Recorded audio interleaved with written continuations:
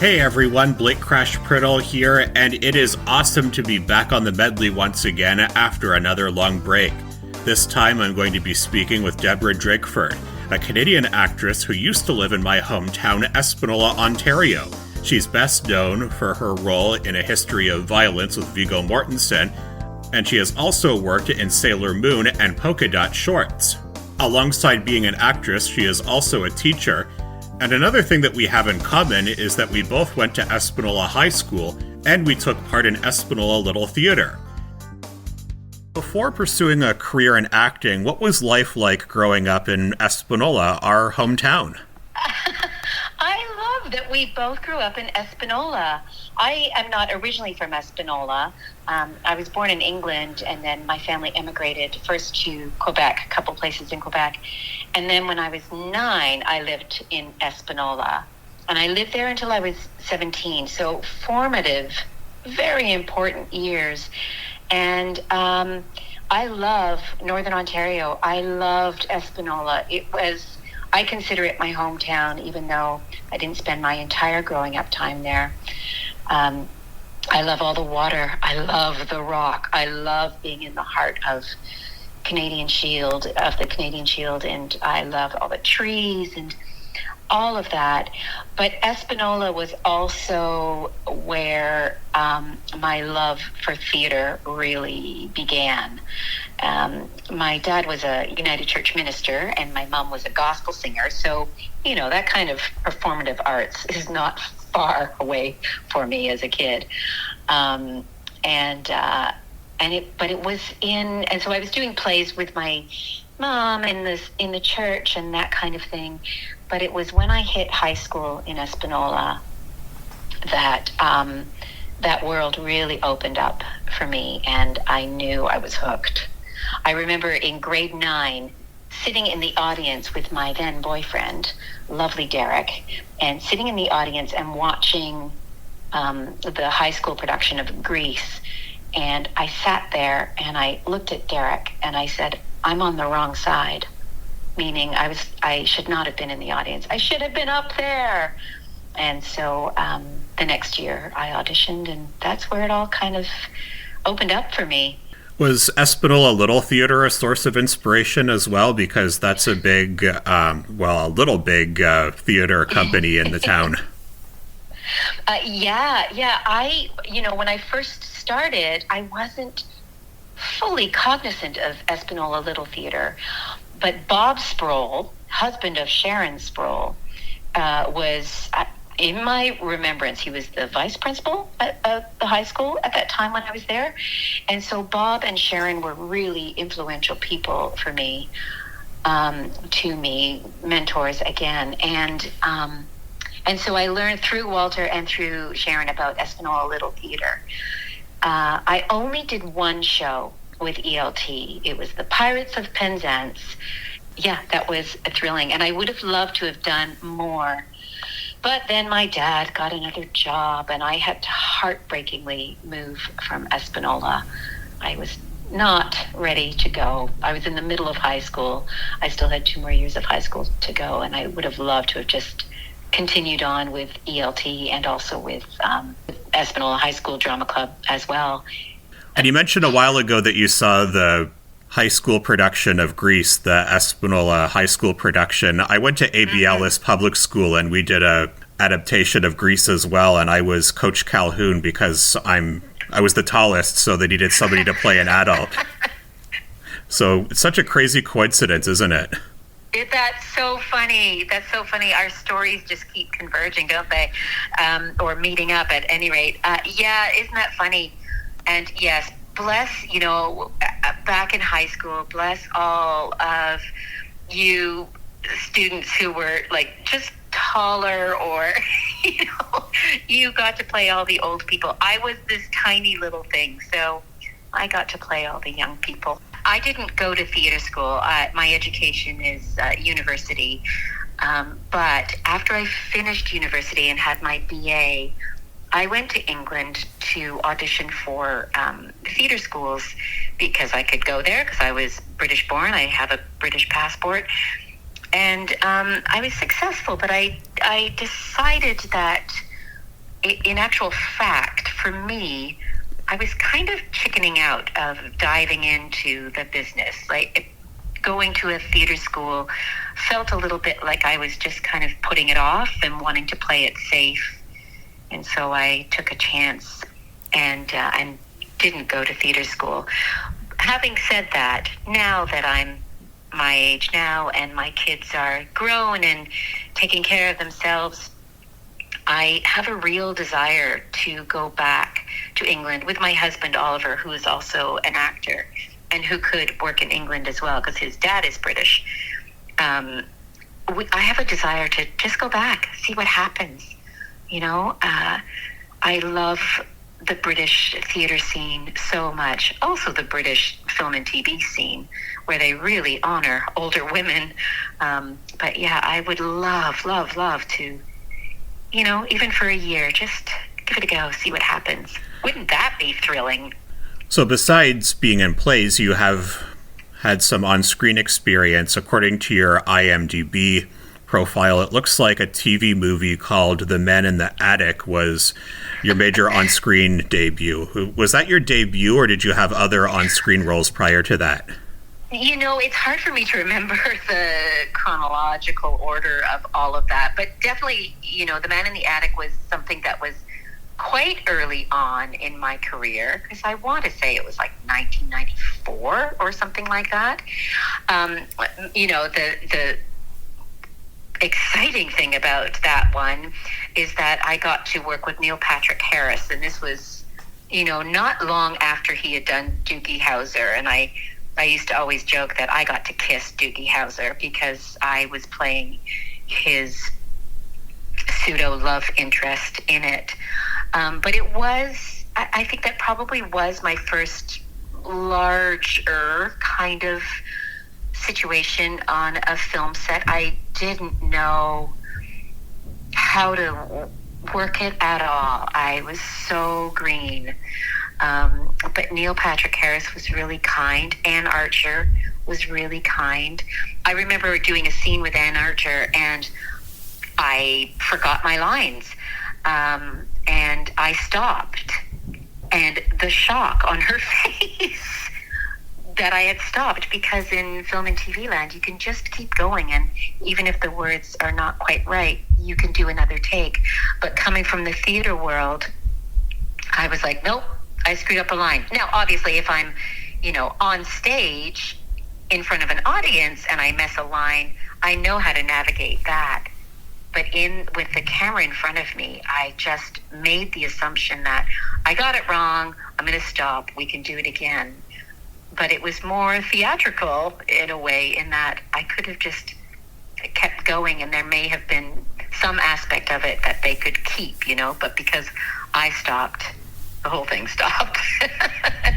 And then, also with Anne, she delivered a line and I knew it wasn't the right line because it was a cue line for me, but like her grace and integrity and just keeping going with it really offered me a lesson in how to navigate this crazy, weird, unknown world of film and TV to me.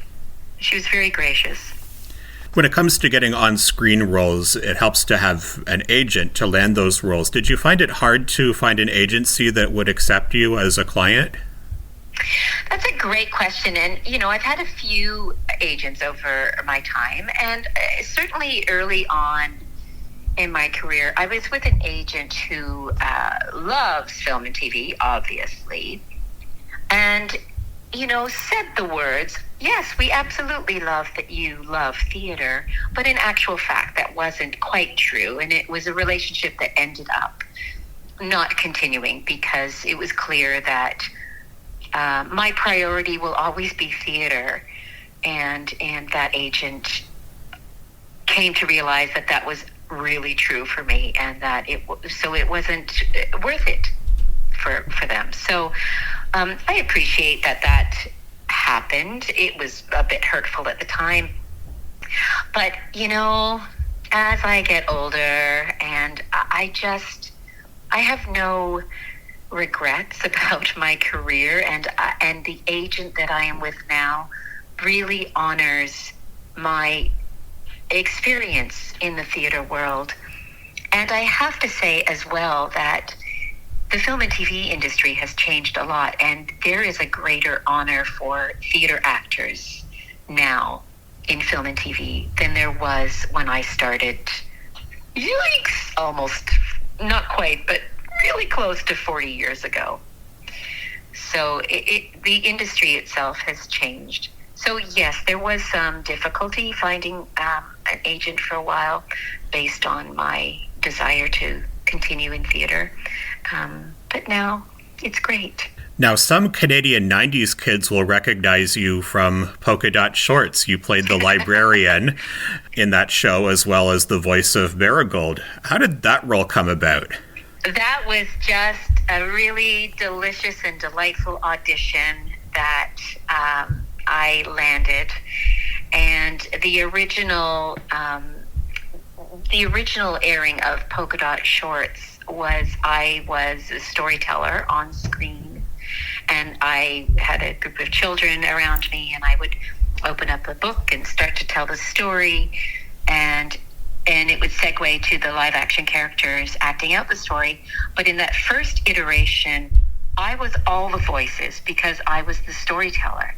So I got to do all of the voices, which was an extraordinary and delightful job to have. And so I did all of those stories. I did it for a few seasons. And then TVO smartly wanted to sell it to different markets. And so they didn't need to see this person on screen. And so it just became the live action characters. And they wanted different voice actors to take over. So I maintained my role as Marigold, which was super fun, but got to work with all these other fantastic voice actors, none of which I ever got to see or record with, but certainly got to hear, which was really fun. So I got to do those shows twice in a way. It was delightful. I'm a teacher as well, and I was actually reading the stories, and yes, eventually it would go into the recording, but I would get to start to read the stories. And sometimes, depending on what the director wanted, sometimes we would pick up scenes where I was in the middle of reading the stories and getting to see the kids. But hanging out with kids and reading stories out loud, I mean, that's a dream job. It was so great.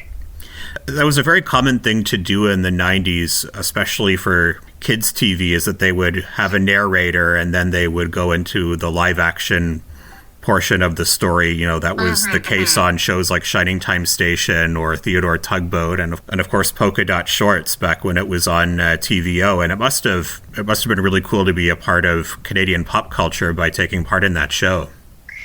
It didn't even occur to me, that it was as big as it was. I was very grateful for the job.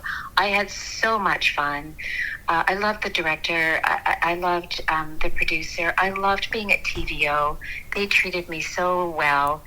And it wasn't until, later on when people, especially when it was still, me on screen.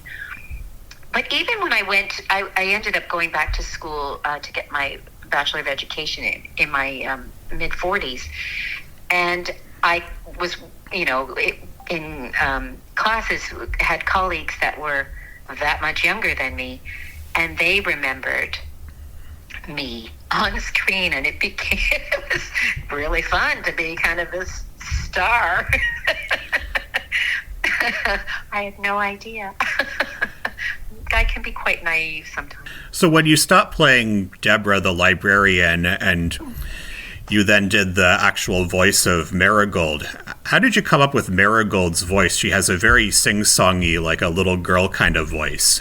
She really does. Well, I mean, part of it was, when I first started and I was doing all of the voices, I was working hard to differentiate them, make them as very different as possible. But I wish I could remember the name of the amazing physical actor who embodied Marigold.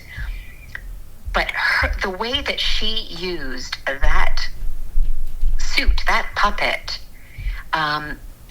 really kind of gave me a very clear picture of how to voice her. Marigold with her beautiful orange hair and her shaking her head and love of laughter. I have quite a high-pitched little giggle, and so it kind of felt natural to use my own giggle, but ratcheted up, like higher and a bit more kind of quirky, and the way that the script was written, one of her catchphrases was okie dokie, and so it just felt like a song to me to go okie dokie. I can't even hit those high notes anymore that I used to do for Marigold. Well, that was pretty close, though. Well, thank you. But she was a high-pitched girl, and I do remember, because doing voice work, I physicalize it too. I can't just sit still behind the microphone. There's a lot of movement, and I do remember feeling quite physically tired after playing around and hanging out with Miss Marigold for a while. And it was a fun show as well. Pokeroo's Pet Bibble, whatever the heck that was, always made me laugh when I was a kid. Right? I know. And the producer of the show, Jed, oh my gosh, Drakeford, you should know all these names, but I it's been a while. Anyway, the producer of the show, Jed, who is this marvelous person, he was the voice of Bibble, and he would literally put his finger in his mouth between his lips and but he had a quality to it that just was delightful.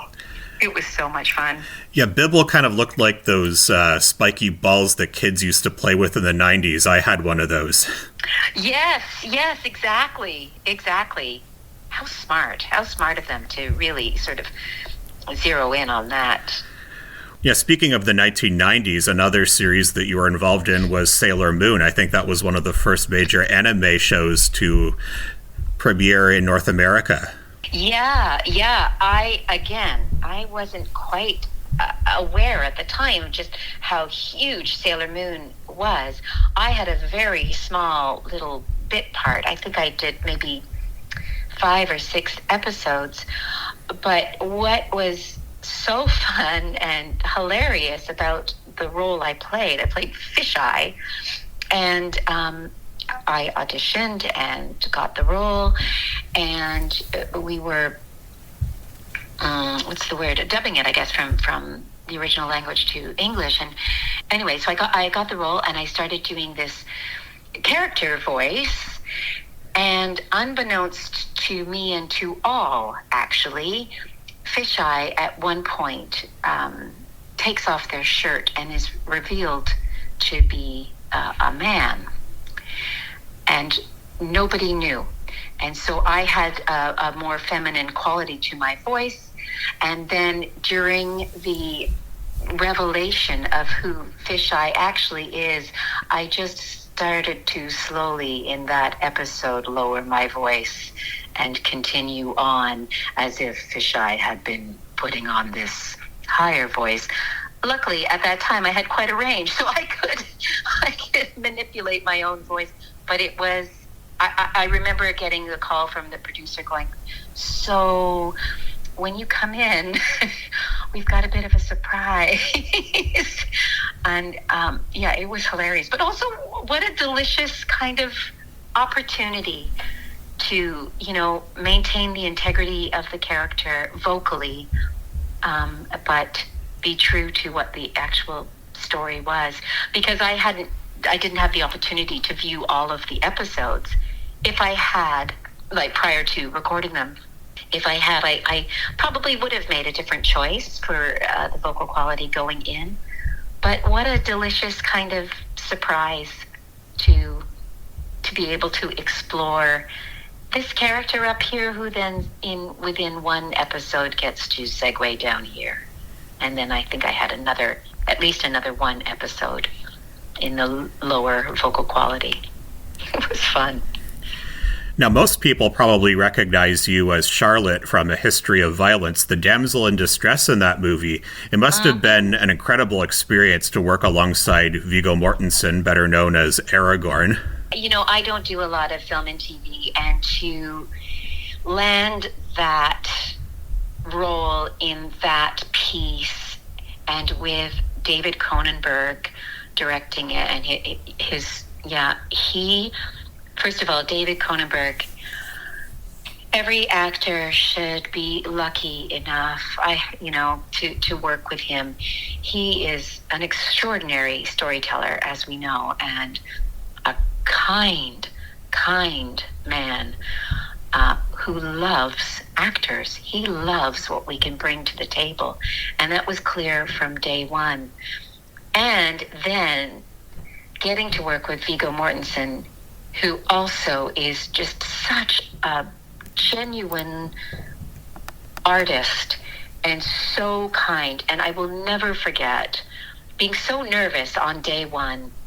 And we were in Millbrook shooting the diner scenes, and it was my first day. And I'm standing there quite shy and nervous. And Viggo came directly up to me, and Jerry Quigley, who played the cook in that diner scene. And Viggo came up to us, shook our hands, introduced himself, and said, the diner set is over here. Let's go sit on the bench and just, shoot the breeze. And so we went into the diner set, sat in a booth, and just started chatting. And Viggo was so interested in both of us, wanted to know our background, delighted that I came from a theater background, wanted to know more about that, was so interested in Jerry's story, and he told stories as well. But the thing that really stuck with me is his interest in us and his desire to get to know us, because for the storytelling in the movie, we're all old friends. We have all grown up together in this small town, and we know each other so well. And when I viewed the movie and saw that scene, I thought, that plays out. You can see how comfortable we are with each other. And a lot of that diner scene felt like improvisation, because we were just shooting the breeze. We were just having a great time, and I will never forget the kindness of Mr. Mortensen. He was just a darling, a real gem. Yeah, most of that movie, in fact, the majority of it, I think, was filmed in Canada and Southern Ontario, but they pretended that it was Indiana and Pennsylvania, I think. Yeah. Yeah, I mean, to my recollection, all of the diner stuff was in Millbrook, Ontario. There might have been an exterior or something in Toronto. That I can't quite remember. It was a long time ago, over 20 years ago now. But yeah, the diner in Millbrook was where we shot most of the stuff. I remember reading somewhere that A History of Violence was one of, and quite possibly the last major Hollywood movie to be released on VHS. That's a bit of trivia that I read.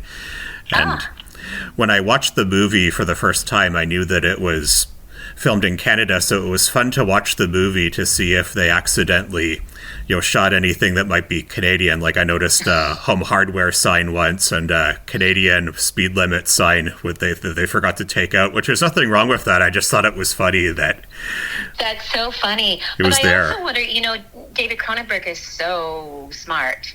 And I wondered if it is his little homage to Canada too, just sneaking in a little Home Hardware sign just to go, this is Canadian. I don't know. I just wonder about that. So was that your first major Hollywood film, or were there other Hollywood films prior to that? Oh, dear. That was my first and pretty much my only. Yeah, I haven't done big, films. I've done a little bit more TV stuff. I've done some, TV movies, that kind of thing. But that is really my big one. I got to spend 10 days on set with beautiful David and beautiful Vigo. And so, if that's the only one I ever do, lucky me. So you live in Toronto now, and I assume that you've done a lot of plays in Toronto over the years? I certainly have. Yeah, my career has taken me all across the country. I've done every province except for two, and I'm still working on them. But I would say that 50% of my work is in Toronto and 50% is out of town. That's actually changed a little bit in the last couple of years, kind of post-COVID. But yeah, I've done a lot of plays in Toronto, and for almost 20 years, I was affiliated with an indie theater company called ARC. And for the last 4 years of my time with ARC, I was the artistic producer. So I love to keep my hand in the theater scene in Toronto. But I also recognize that there's a lot of astonishing theater that happens all the way across the country. And I'm about to go out to Victoria, BC, to do a show at the Belfry Theatre.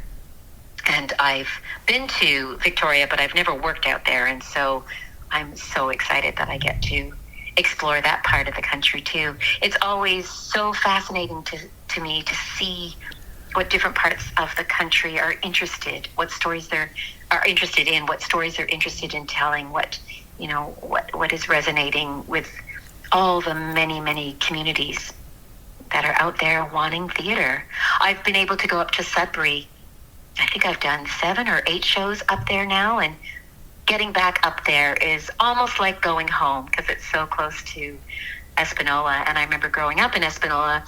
I don't know if you did as well, Blake, but I loved going to the Sudbury Theatre Centre and seeing shows. And it was a professional theatre up there, so close to my hometown. So it was exciting.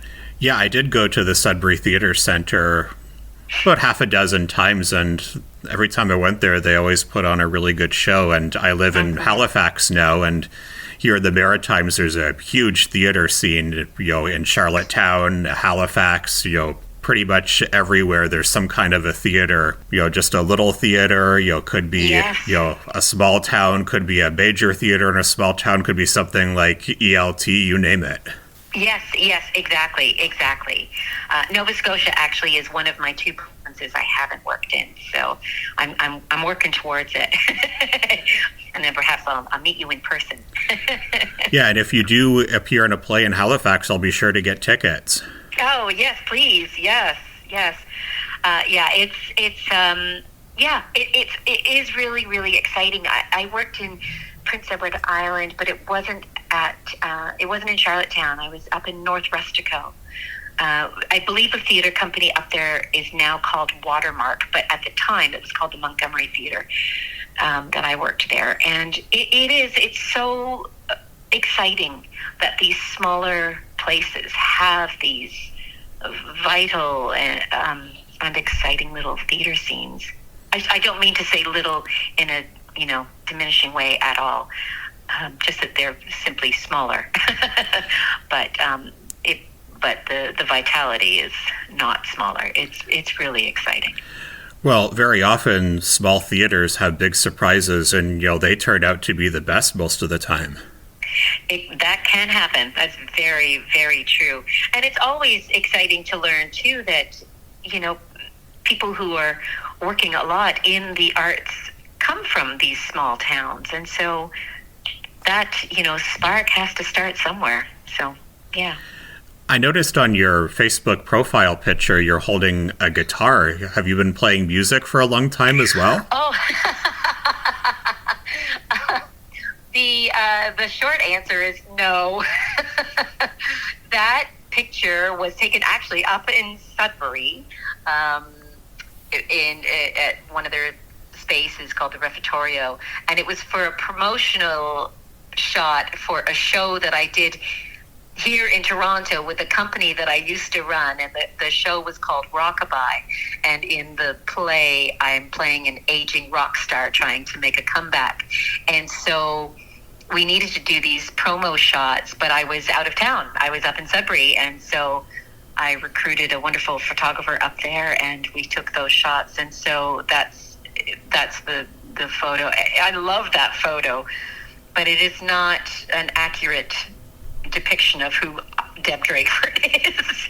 I wish I was a musician. You know, I'm about to turn 60, and I actually think, hey, maybe now's the time that I learn how to play something. I have had to play instruments in shows.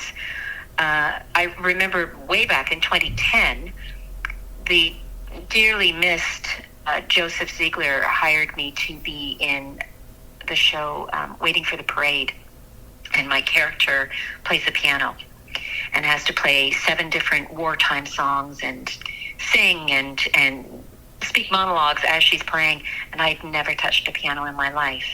And Mike Ross, who's the musical director on that show, taught me how to play these 7 songs. Now, I can't read music, so we had music up on the piano as part of the set deck, but I couldn't read it. And I had to, and Mike had transposed all the songs into just chords. So I had to memorize these chords and play these chords. If I messed up on the piano, I didn't know how to fix it because I don't know piano theory. But I would just play these chords, and my poor family, I was practicing them over and over and over again, these 7 songs over and over again. But because I did grow up in a musical family, my mom being a gospel singer, music has been part of my life all the time. There was a lot of us growing up. I had 6 siblings, and so we all had to choose our one thing, and I chose ballet, which I don't regret at all.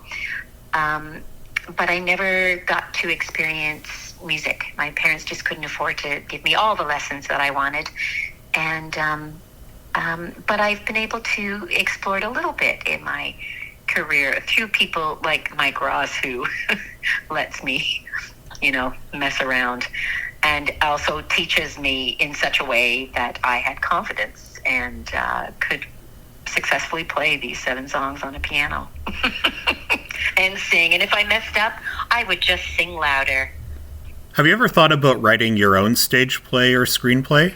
It's interesting that you should say that. Yes, is the short answer. I do have a desire to write a story. I think it probably is a play, but I don't know yet.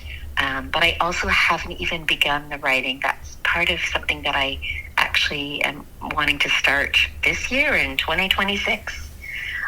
It has to do with my family, and it has to do with growing up in Northern Ontario. And while we were up there, this would be, the late 70s into the 80s. And we adopted 2 Indigenous kids from up there. And, I was a kid. I certainly wasn't aware of all of the politics involved, but definitely am aware of that now, what that means, for a white family to adopt Indigenous children and their huge, huge stories. And I have a curiosity about writing some of that down and see where that might lead. What's the biggest piece of advice that you could give to an aspiring actor or actress that might be struggling to find work? That question makes me think of, again, the much-loved and much-missed Goldie Semple. I was an apprentice at Stratford in 1989, and Goldie was there being her wonderful star self and so kind and so gracious.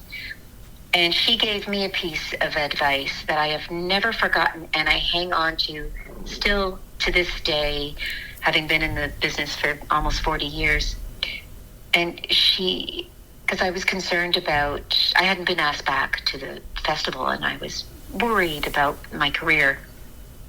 And she looked at me and she said, "Oh, Deb, we'll all work again." And it was just the confidence and surety of that statement that made me think, oh, yeah, we will. It may not be exactly how we imagine it would be, but our artistic selves will find a way to get out. Besides the whole you gotta love it and all of that, just being really honorable to your own self and your own truth and your own voice, and remembering that if Goldie Semple can say, oh, I'll work again, then we all can. Rest assured that we will. I had a really fun time talking with you this week. Thank you so very much for joining us, and I wish you the best of luck going forward.